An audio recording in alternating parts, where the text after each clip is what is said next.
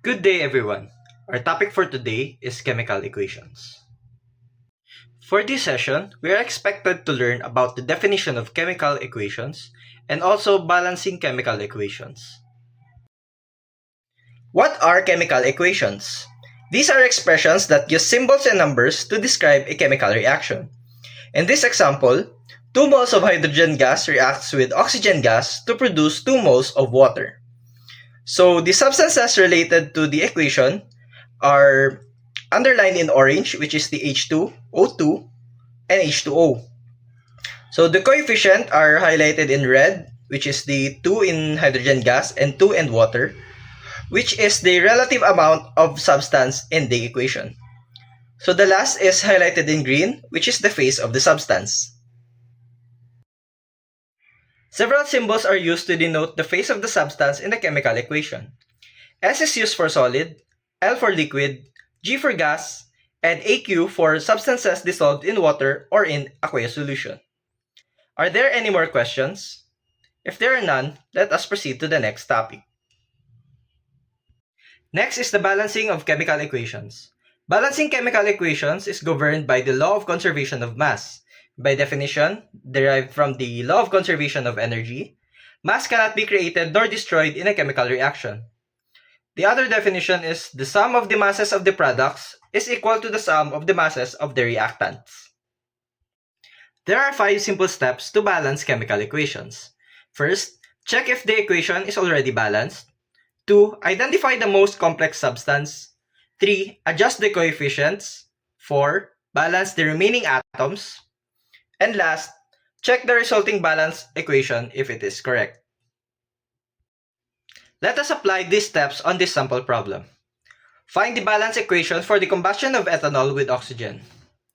The combustion of ethanol with oxygen is given by the equation C2H5OH plus O2 yields CO2 plus H2O. First, let's check if the equation is balanced. So, for the carbon atoms, there are 2 atoms in the reactants and 1 in the product.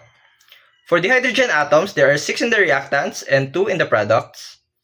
And for the oxygen atoms, there are both 3 in the reactants and the products.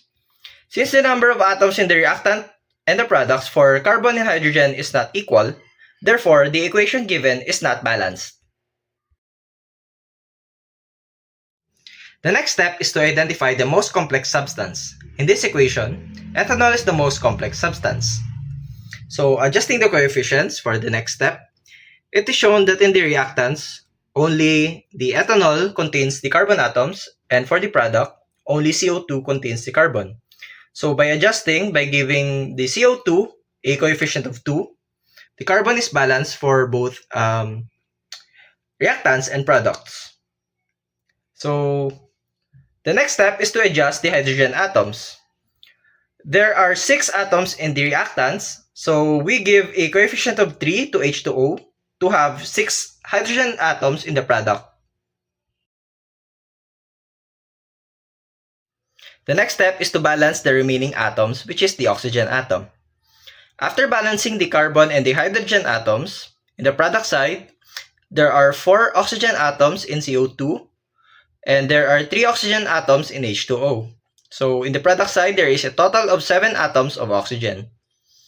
So, to balance, a coefficient of 3 is placed on O2 in the reactant side to have a total of 6 oxygen atoms plus 1 from the ethanol to have a total of 7 oxygen atoms.